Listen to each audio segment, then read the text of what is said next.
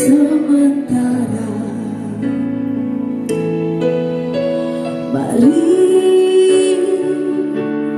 tabur yang baik dimanapun, bagi siapapun.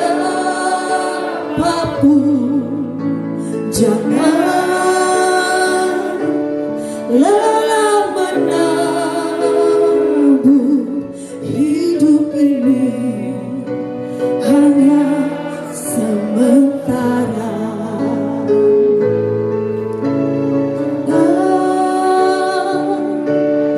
Lelah menabur, hidup ini hanya sementara. Sungguh kami percaya dengan kasih setiamu.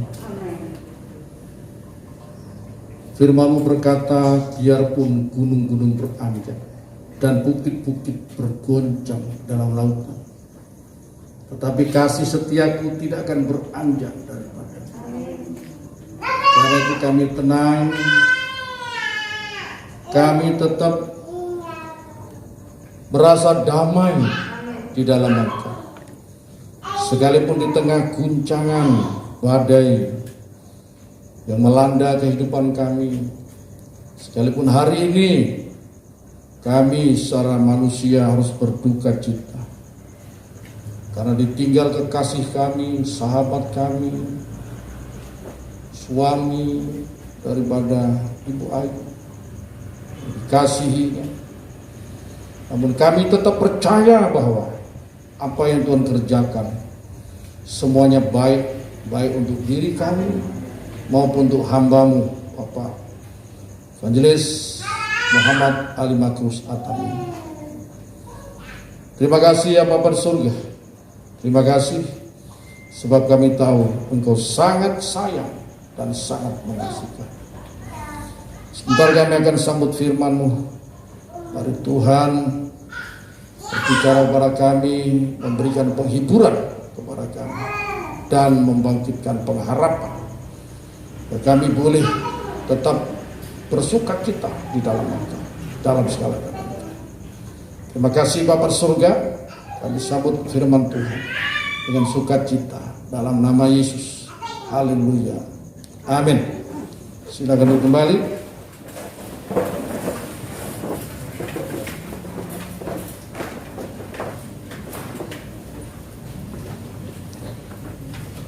Ya, pertama saya ucapkan turut sepenanggungan kepada Ibu Ayu Suprihatin, istri daripada almarhum Bapak Evangelis Muhammad Ali Makrus Atamimi, yang kami kasihi, dan bagi saya mereka seperti saudara, karena Pak Ali berulang-ulang meminta saya, Pak, saya meminta Bapak sebagai orang tua rohani saya. Saya minta Bapak tidak jemu-jemu untuk membimbing saya, membimbing kami keluarga.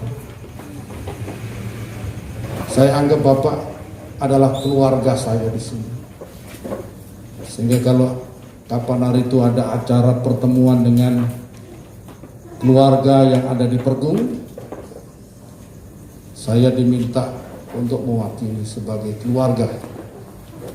Dan saya dengan Ibu Gembala hadir di sana, ketemu dengan orang tua daripada Ibu Ayu Suprihatin, Bapak Haji, siapa lupa saya ya, dan Ibu Hajah dan keluarganya juga dari pesantren semuanya, dan mereka menyambut kami dengan sukacita, dengan senang hati. Mereka menganggap kami keluarganya, kami makan bersama di rumah, dan kami saling mengharapkan bersatu.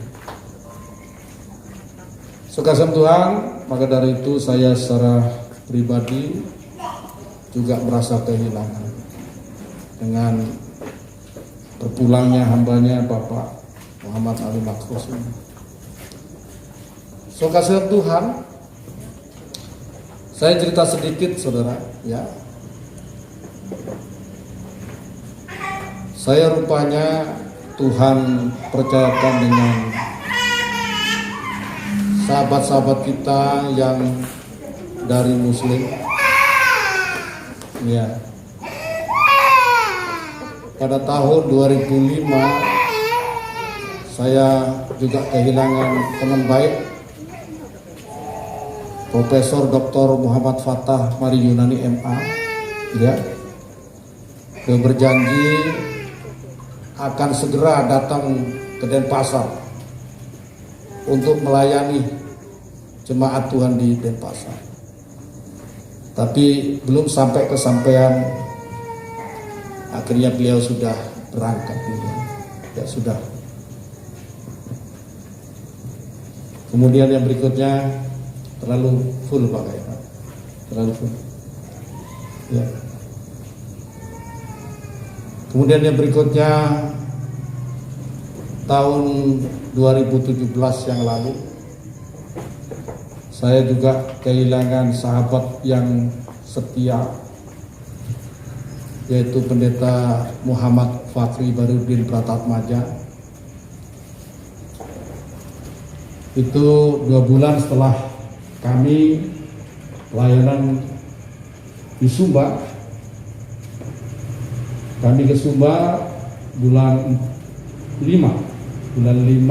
tahun 2017, dan bulan 7 tanggal 30 Juli Muhammad Fakri dipanggil. Saya sempat meneteskan air mata saudara, dan saya terbang ke Bandung untuk memakamkan hambanya. Kemudian tidak lama kemudian, maaf saya cerita sedikit ya. Tidak lama kemudian sahabat setia saya juga Muhammad Daud Rajawali Al-Hamid ya meninggalkan kita semuanya tanggal 20 atau 22 ya Februari tahun 2020 saudara. Itu sempat tinggal bersama kami bulan November hampir 1 bulan ya, tinggal di pastori bersama dengan kami dan banyak cerita ya. Tapi Tuhan punya rencana yang luar biasa. Kemudian beberapa waktu yang lalu Bapak Junaidi Salap ya, kita tahu juga ya, baru sekali di tempat kita, tapi saya intens kontak sama beliau juga. Jadi 2 hari sebelum dipanggil Tuhan, kami sempat tukar-tukaran lagu. Saya kirim lagu ke dia, ya, oh ya Pak, puji Tuhan. Dia kirim lagu ke saya, saudara. Nah, 2 hari kemudian dipanggil Tuhan, saudara.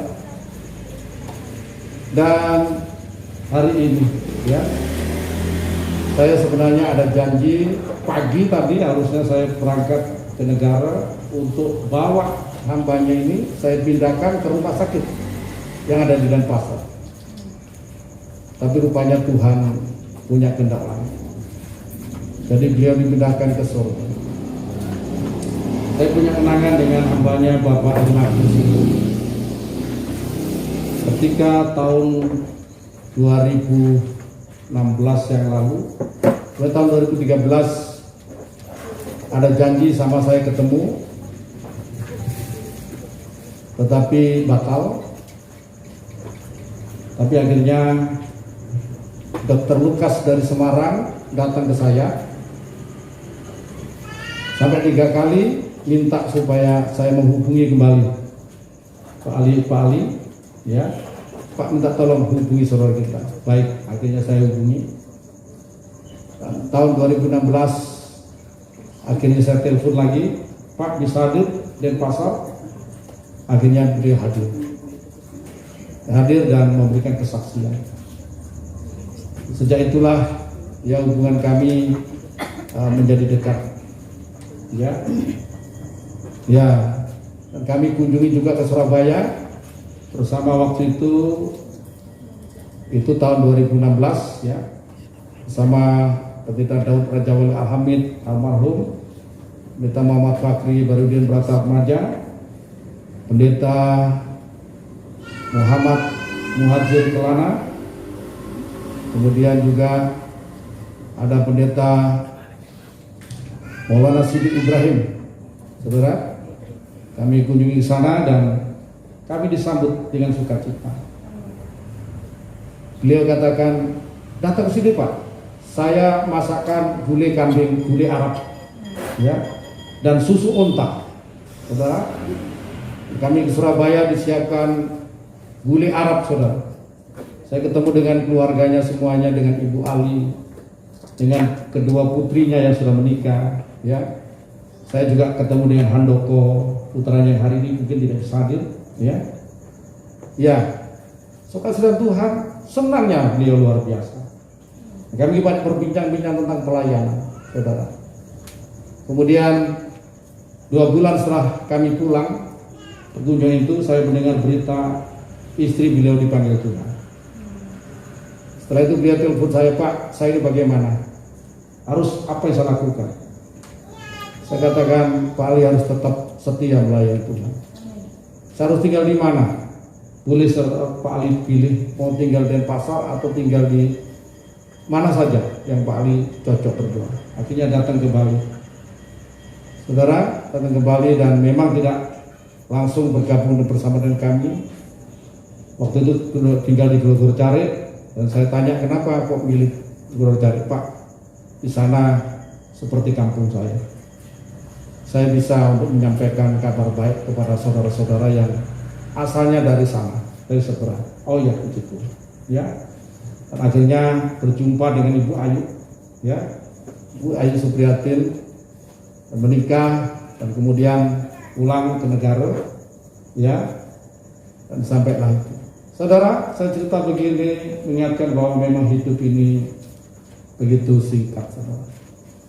Makanya di bulan Februari kemarin saya tuliskan sebuah lagu, hidup ini hanya sementara.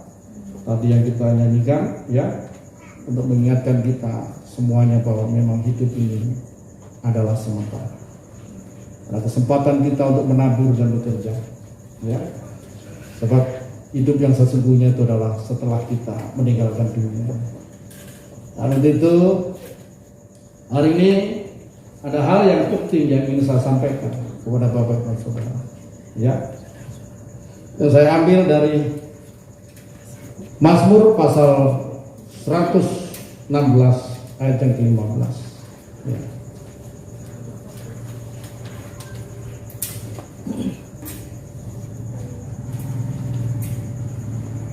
Mazmur 116 ayat yang ke-15, demikian bunyi firman Tuhan. Berharga di mata Tuhan kematian semua orang yang dikasihi. Hari ini kita secara manusia kehilangan saudara kita yang kita kasih. Ditambah saya, Ibu Ayu, ya, merasa kehilangan sekali, ya. Tapi di sisi lain saya bersyukur. Karena apa? Hambanya ini berpulang dalam keadaan memelihara iman. Dalam 2 Timotius pasal 4 ayat 7 dan 8 di sana Rasul Paulus menuliskan bahwa aku telah mengakhiri pertandingan iman dengan baik dan telah tersedia bagiku mahkota kebenaran, tidak salah, ya. Ada beberapa mahkota yang Tuhan sediakan. Hambanya Pak Ali Makrus, ketika 2016 saya panggil itu, saya hanya cuma punya satu pertanyaan, ya. Beliau datang dengan baju kuku, jenggot panjang, celana cingkrang, saudara, dengan topi khas, Ya, saya tanya, Pak Ali tetap dalam Tuhan atau bagaimana? Saya hanya ingin tahu kepastiannya itu. Dia cerita panjang lebar dan intinya, Pak, saya tidak mungkin meninggalkan Tuhan Yesus. Saya sudah mengalami perjumpaan secara pribadi dengan Tuhan. Saya tahu, ya, satu-satunya juru selamat itu hanya Yesus Kristus. Tidak mungkin saya meninggalkan Kristus. Saudara, dari situ saya yakin bahwa dia punya pegangan. Saya katakan seperti yang saya yakini, bahwa Pak Ali punya keyakinan yang teguh terhadap Injil, terhadap Kristus. Sebab tidak mudah orang yang sudah mempunyai pengalaman pribadi dengan Tuhan meninggalkan Tuhan begitu saja. Cuma saya berpesan, Pak, harus dengan tegas menyatakan iman untuk kita ini hidup ini jadi berkat bagi orang. Dan puji nama Tuhan. Ketika saya undang untuk sampaikan kesaksian, datang ke gereja saya panggil. Karena apa? Kemarin masih jenggot panjang, semuanya serba cingkrang, saudara. Tapi waktu datang ke gereja kayak pendeta, saudara. Semuanya sudah halus, semuanya saya panggil, loh, kok jadi begitu? Iya Pak, saya malu Pak datang ke rumah Tuhan. Oh ya, puji Tuhan. Ya. Saudara, kemudian dia tetap memberitakan Injil, ya, dengan caranya. Kasih Tuhan sebagai bukti bahwa dia mengasihi Tuhan. Bukan hanya dia dipercaya Tuhan, tetapi sebagai bukti kita mengasihi Tuhan, ada banyak cara yang kita wujudkan untuk membuktikan kasih kita kepada Tuhan. Karena itu saya percaya bahwa hari ini dia berharga di mata Tuhan ketika Tuhan. Dan inilah yang menjadi doa harapan saya sebagai gembala, ya, yang Tuhan percayakan. Kalau ada anak Tuhan yang tetap setia kepada Tuhan sampai langkah yang terakhir, saya ini bersuka cita. Itu rasa kebanggaan saya, ya, rasa sukacita saya, sekalipun harus bersedih untuk sementara. Tapi saya tahu setiap orang yang tetap di jalan Tuhan, ketika dia dipanggil Tuhan, kemana dia pergi, ya, kemana dia pergi, saya tahu, dan kita semuanya tahu, yaitu dia pergi ke dalam kerajaan hidup yang kekal, berjumpa dengan Tuhan dan para salehnya. Sekarang ini Pak Ali Markus, ya, sedang berjumpa dengan Tuhan. Sekasih dalam Tuhan, ya. Nah, yang harus kita garis bawahi adalah pada malam hari ini, orang yang mengasihi Tuhan, ya. Jadi berharga di mata Tuhan kematian semua orang yang dikasihi Tuhan. Nah, kita semuanya dikasihi Tuhan. Firman Tuhan katakan, karena begitu besar kasih Allah akan dunia ini, sehingga Ia telah mengaruniakan anak yang tunggal. Kita semuanya sudah masuk dalam kasih Tuhan yang sangat besar. Setiap orang yang telah percaya menerima Yesus sebagai Tuhan dan Juru Selamat pribadinya, dia sudah pindah dari dalam maut ke dalam hidup yang kekal. Dia sudah pindah dari gelap kepada terang. Statusnya sudah berubah menjadi anak-anak Allah, pewaris dari semua janji Allah, saudara, ya. Dan kita menjadi sasaran dari kasih daripada Tuhan. Terus yang berikutnya, kita harus mengasihi Tuhan. Ya. Orang yang mengasihi Tuhan dikenal oleh Tuhan. Dalam 1 Korintus pasal yang ke-8. Ya. Saya katakan, orang yang mengasihi Tuhan dikenal oleh Tuhan. Dan orang yang tidak dikenal oleh Tuhan celaka, saudara.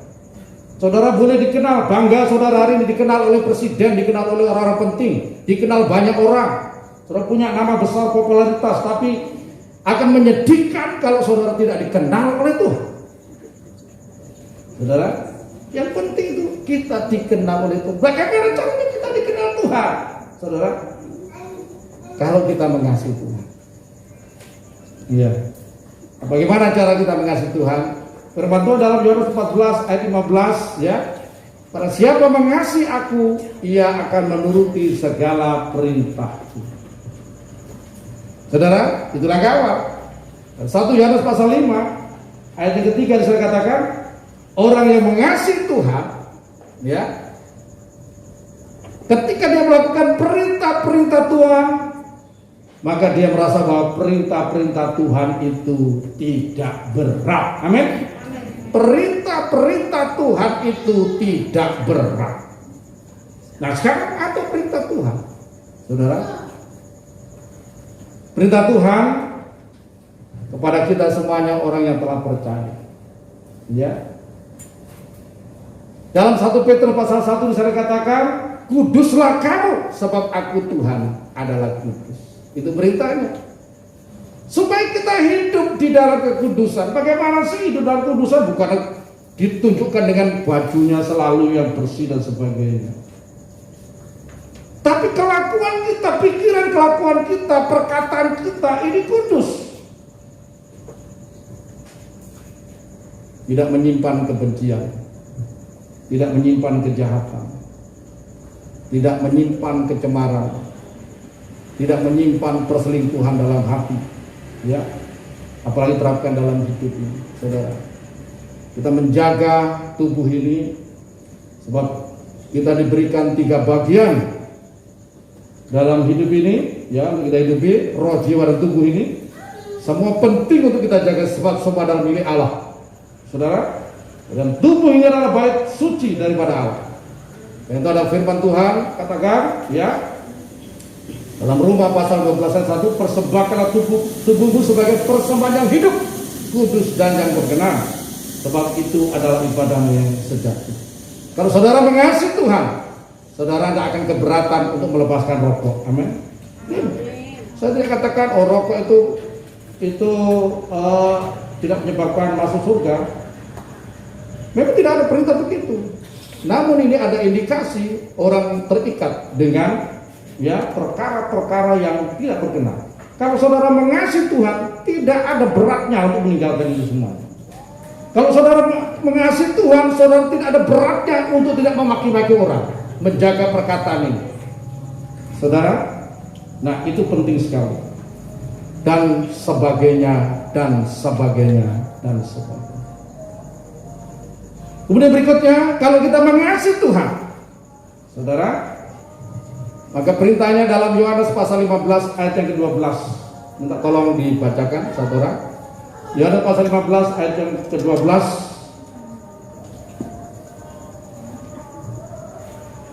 Ada yang sudah menemukan ayat ini? Yohanes 15 ayat yang ke-12. Inilah perintahku, yaitu supaya kamu saling mengasihi seperti aku telah mengasihi kamu. Haleluya. Yang berikutnya, kalau kita mengasihi Tuhan, kita akan mengikuti perintahnya. Perintah Tuhan itu apa? Supaya kita saling mengasihi satu yang lain. Saya kemarin tuliskan nyepi, saudara. Saya tuliskan satu lagu lagi. Dan rencananya sebenarnya besok saya mau rekam, saudara. Dan saya mau naikkan. Itu bicara tentang saling mengasihi. Ya. Tapi kayaknya besok masih belum bisa, harus ditunda dulu, saudara. Ya. Tapi lihat besok kalau memang sempat, besok kita rekam. Terima kasih anak saya, Tuhan kasih talenta untuk bisa main musik, saudara. Sehingga saya tidak pusing-pusing. Ya. Anak-anak saya 2 sebenarnya bisa pinter main keyboard, tapi yang satu susah sekali. Ya. Diminta tolong untuk ngiringi papanya nyanyi, saudara. Rupanya dia tidak mau kalau ngiringi papanya, ya. Baru tak rayu-rayu, tak kasih 50.000, enggak. 100.000, enggak. Ya mungkin sekali waktu pasti dia mau, ya. Nah, saudara Tuhan, ini perintahnya supaya kita saling mengasihi. Kalau saudara membenci orang lain, saudara, apapun alasannya, firman Tuhan katakan, engkau tidak mengasihi Tuhan. Pak, dia benar-benar bikin masalah dengan saya. Dia layak untuk saya benci. Saudara, kita tidak layak untuk membenci, apalagi menghakimi orang lain. Tuhan perintahkan kepada kita untuk kita mengasihi, mengampuni orang lain. Makanya kita diajar oleh Tuhan tentang doa kami, doa Bapa kami. Bagaimana kita berdoa? Ya, dalam Matius pasal yang ke-6 itu, saudara, ampunilah segala kesalahan kami seperti kami juga mengampuni orang yang bersalah kepada kami. Kalau saudara sudah merasa diampuni dosanya oleh Tuhan, ampuni saudaramu. Ya, jangan ada kebencian.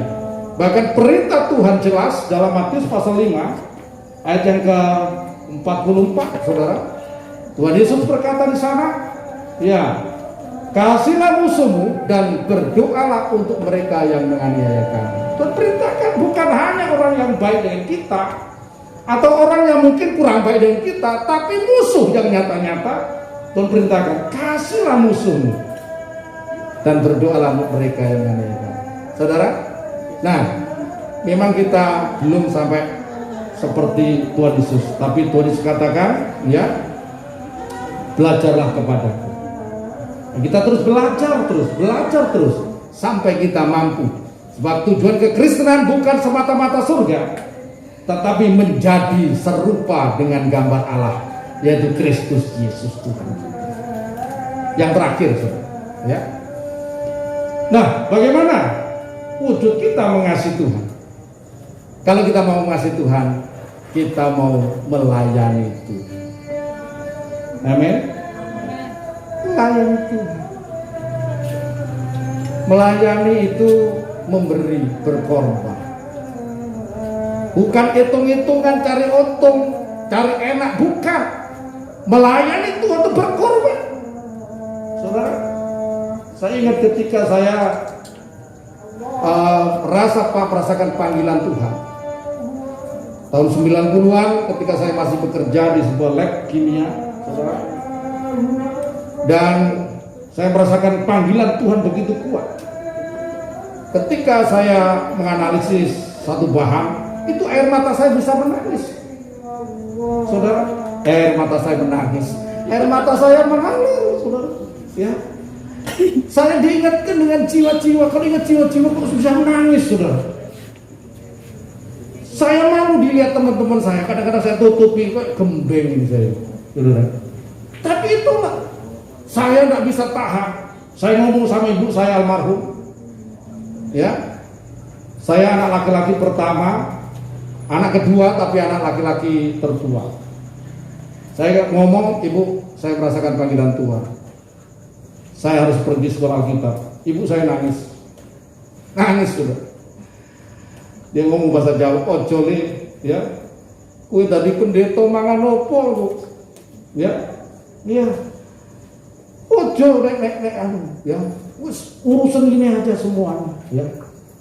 Saya katakan tidak bisa, ya, tidak bisa. Kalau saya dengan orang tua saya itu bahasa halus, sudah. Sampai sekarang udah terbiasa dari kecil. Saya tidak bisa ngomong sama orang tua kamu tidak bisa, ya. Iya tidak bisa. Saya biasanya begitu, sudah. Ya. Tidak tahu anak-anak sekarang bagaimana, ya. Tapi itu kebiasaan saya dengan orang tua. Saya selalu apa. Tapi dalam hal ini saya tidak bisa. Saya katakan saya merasa dipanggil Tuhan. Akhirnya ibu saya ambil puasa, doa puasa 3 hari 3 malam. Dan hari yang terakhir sekitar jam 2, jam 3 pagi dia melihat satu kayak slide begitu. Dalam penglihatannya itu saya sedang berjalan dengan ibu saya di satu taman, di satu padang begitu ya. Saya bawa ibu saya tuntun dan saya sampai satu bukit. Di bukit itu ada bangunan tingkat 3. Dan saya masuk ke bangunan itu, ada yang panggil, ayo cepet kamu dipanggil, naik. Saya naik, ibu saya tunggu di bawah. Dan pemandangan itu hilang. Jam 5 pagi saya dibangunkan. Dan ibu saya ngomong, cerita semuanya, dan ibu saya ngomong, ya, saya percaya bahwa kamu dipanggil Tuhan. Ya, sudah pergilah, saudara. Saya masuk sekolah Alkitab, hampir setiap minggu ibu saya datang. Karena dia begitu dekat dengan saya, saudara. Dan puji nama Tuhan, ya. Kalau saya melayani Tuhan, saya tinggalkan semuanya, ya, saudara. Saya tidak ingat-ingat semuanya. Saya arahkan pandangan ke depan saja. Bahkan ketika saya masuk di Bali, saudara, saya rasanya tidak punya apa-apa semuanya, saudara. Ya. Dan puji nama Tuhan, ya. Tuhan pimpin kehidupan saya hari demi hari. Makanya saya tuliskan dalam sebuah lagu itu, ya, saudara. Nah, saya kasih judul Bersama Tuhan, saudara. Nah, itu saudara bisa nanti belajar itu. Karena apa? Itu pengalaman hidup saya. Ketika saya sedang tuliskan lagu itu, saya nyanyikan, ibu gembala lagi masak di dapur. Udah denger saya nyanyi, dia nangis, dia naik ke atas, dia nyari saya. Saya lihat air matanya dia drewes, saudara. Do you know drewes, saudara? Ya. Waktu drewes, saudara. Kemudian dia katakan, "Enggak tahu Pak, saya dengar Papa nyanyi kok langsung nangis." Ya. Saya Tuhan. Kenapa begitu? Karena menceritakan kehidupan, fakta kehidupan kita. Saudara Tuhan, mari melalui apa yang dialami oleh hambanya hari ini, hambanya sudah berpulang, jadikanlah sebuah pelajaran. Kita pengkhotbah mengatakan bahwa datang ke tempat duka itu kesenangan orang yang bijaksana. Tapi orang yang bodoh senangnya pesta-pesta, senangnya pergi ke tempat-tempat yang ya senang-senang, pikirnya hidupnya tidak berakhir. Tapi orang yang bijaksana akan senang datang ke tempat duka. Sebab di sini kita akan banyak belajar, merenung tentang hidup ini. Kiranya apa yang saya sampaikan pada malam hari ini boleh memberkati kita dan menghiburkan Ibu Ayu Supriyatni. Percayalah Ibu Ayu, Pak Ali yang terbaik, ya, dan Ibu juga diberikan yang terbaik. Percayalah, dan saya minta Ibu tetap bertekun kepada Tuhan Yesus, ya, dia setia kepada Tuhan Yesus. Sebab ketika kita telah dipanggil Tuhan, artinya ketika kita sudah dipindahkan dari hidup yang lama menjadi hidup yang baru, kita hidup dalam pengharapan yang luar biasa dalam Tuhan Yesus. Sehingga kalau kita mengenal pengharapan apa dalam Kristus Yesus, tidak ada suka, tidak ada duka citanya dalam hidup ini. Apapun yang kita alami, kita akan tetap bersuka cita. Ya, Tuhan Yesus memberkati, dan jangan khawatir, kami semua adalah keluarga. Ya, saya sekalipun Pak Ali sudah ada, anggap tetap sebagai saudara. Ya, saya minta tetap kontak-kontak kalau ada apa, ya. Ya, saya selalu dengan istri selalu siap untuk ya menjadi sahabat, saudara yang bisa diajak untuk bicara baik suka maupun duka. Kiranya firman Tuhan ini menjadi berkat buat kita semuanya, dan kita akan